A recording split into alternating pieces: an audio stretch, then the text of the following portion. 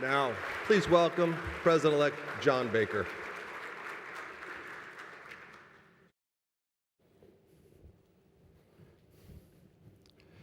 Well, good morning. That's an awful lot of me to take first thing in the morning. I'll have to say that. You know, this is a year where we're going to embark on some important regulation while also balance that with the innovative ideas that we always bring to the table.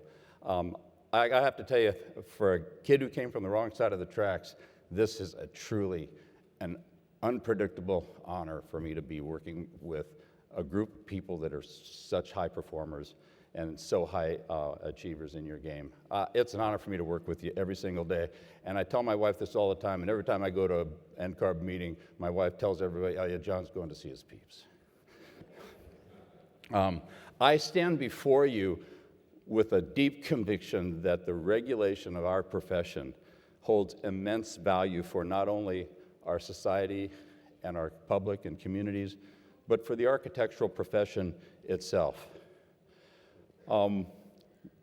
We work closely strategizing on things like making sure that we ensure rigorous licensing requirements, ongoing professional development for licensees, the technical expertise necessary to practice effectively, the professional standards that we have in place for model law and for member boards and for practitioners. Through these things, we really have the opportunity to cultivate a community of architects that are really committed to excellence in our profession while at the same time protecting the health, safety, and welfare of the public. It's a huge lift and it's a huge undertaking. But through these efforts, we also have the opportunity to really effectively promote diversity, inclusion, and support our emerging talent that comes from a variety of areas. So in the course of my conversation today, the agenda said I'm going to talk to you about my vision. So I'm going to talk about vision to an organization that defines vision almost on an annual basis. This organization spends more time building a future vision than any organization I've ever seen. So it's a little presumptuous for me to think I'm going to come in here and talk about vision. But I will share that I think there's three important parts. Vision takes clarity, vision takes timing, and it takes just the right amount of absurdity to be able to come up with the crazy ideas that we really can come up with to change things. And as Steve Jobs once said, people who are crazy enough to think they can change the world, they're usually the ones that actually do it. And if you've read his book, it's pretty impressive, the changes that he's made to our society. I look at vision as though it's a plan, and we plan for a living. It's like the lighthouse on a stormy night, man. We've got to have a pathway that tells us what we're going to do and what we're going to do next. So in the spirit of navigating this next coming year, here's some of the things that I think we're going to focus on. Starting with, NCARB manages some basic core services that are absolutely essential. And no matter how we look at the future, no matter how much we develop new initiatives and progressive ideas, we still have to stick to our primary goal and our primary core mission, which is, one, on an annual basis, balancing the issues of income and expenses in such a way that the organization is healthy and we can continue to do the work we need to do without overburdening candidates and licensees. So there's an awful lot of work that goes into really strategically dialing budget issues to make sure that that happens while we're trying to do all the big picture stuff. We also need to make sure we never stop supporting member boards. Our member boards are often workload rich and resource poor. And so NCARB is constantly looking and has to continue to look at all the things that we can do to help support you. And each member board is different, and you've got different issues where you bump into things, whether it's advocacy, whether it's record keeping or otherwise. We have to stay focused on that. A big issue that becomes costly and it's constant is exam security. We always have to maintain a focus on that because every single year something comes out, and we've gone through several things in recent years that become expensive to address and potentially put that huge investment in our exam at risk. Supporting member boards through advocacy has become a big issue as you deal with deregulation and governmental regulation and legislative initiatives. And so NCARB has continued and has to continue to focus on helping you address those issues so that you can do your job effectively for our profession. But while we're doing that, future focus has always got to stay on our agenda. So every year brings new initiatives, and we have to stay focused on the things that are coming next. So there's a few things this year that I want to make sure you know that we are continuing. These are things that we've started in years past that are going to move forward. Transitions, we can call them, but there are current initiatives that are underway that we cannot drop the ball on, and some of them started several years ago. First and foremost is our DEI journey. As Alfred used to refer to it all the time, it's a journey. Sylvia referred to it as a revolution. Well, I think it's cultural change. I think as we've learned over the last 3 years, we are literally looking at everything that we do, how we do it, how policies are written, and who we're doing this work for. And it's a cultural change that's shifting this organization, and it's really become embedded in our DNA. Every single board meeting, committee meetings, this is a high point of every conversation we have, because now we've kind of gotten in the habit of the last 3 years to really start filtering everything we do through a DEI lens. So my congratulations to the DEI committee who started us on this path, and maybe didn't realize that you were really going to turn the entire battleship, but you did, and that's important. We look at constantly the operational and program analysis of all of our content materials to purge anything that even looks like unintended bias. That has been underway for several years now. Identifying and removing both cultural and systemic barriers. Some of those are underway now. Some of those things we've taken care of in the past year. Some of them are associated with the governance resolution that you're going to look at later today. And there's more things that still need to be analyzed and looked at as we go forward to make sure that we don't have obstacles in the way that are keeping talent out of our ranks. And today we've got the proposed governance resolution that I can talk about a little bit as well later. Other proposals that, and initiatives that started earlier in the years, the Competency Task Force is moving forward as Bayless started last year. The work they're doing to identify competencies for initial licensure, it's huge, it's important. We're going to take that idea and even extend it further. The Licensure R&D Task Force, it's looking at the future of licensing and how we do what we do and how much that's going to change in the years. That's a huge undertaking, and they're actually just starting to ramp up now that they've got information from the Competency Task Force to use. The Incidental Practice Task Force that was started, I think, like 25 years ago by Bob Calvani or something like that, that's evolved now into the Practice Overlap Task Force, and now it's a joint effort on the part of NCARB, ICOR, CIDQ, CLARB, and NCEES. So we've cast a wider net now so that all those constituent organizations where we have issues of overlapping practice are now part of the process of solve the problem. And we still have the work to do with evaluating, analyzing, and implement what we learned from the analysis of practice. The second big thing I want to talk about is really, I would refer to it as redefining the future of NCARB. And there's a couple of things that are underway to do that, and some of it, a lot of it is intended to find ways to broaden our ranks, open opportunities, provide opportunities for people who aren't at this table to join us. The governance reform is one of those things that you're going to look at today. I'll touch on it just a little bit because we're probably going to talk about it ad nauseum all afternoon until everybody's tired of hearing about it. But the goal of this initiative is really twofold, and they're fairly simple. One is to expand the pool of candidates that can participate at the board level.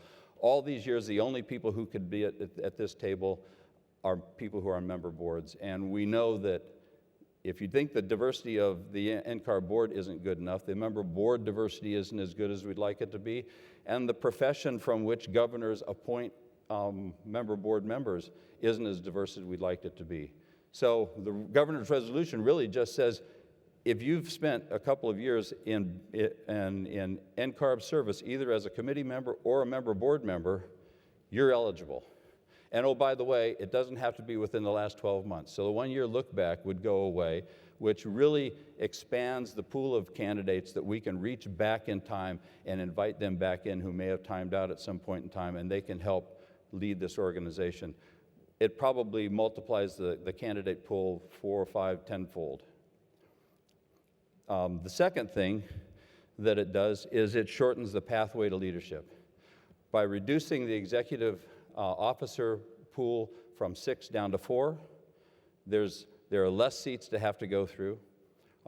By providing a pathway that is an at-large path as opposed to just regional leadership, that's a shorter pathway for somebody who doesn't have to go through regional leadership. So those are opportunities to remove those artificial barriers that may be there that are keeping people out that might otherwise be able to contribute a great deal to what we do. I would also say that in the course of looking at the feedback from you on this governance resolution, I want you to know that I believe this organization belongs to you. It belongs to the member boards. So this governance resolution reflects what you told us matters to you in those questionnaires, to the point where those questions that you answered that had overwhelming support, they're in the resolution.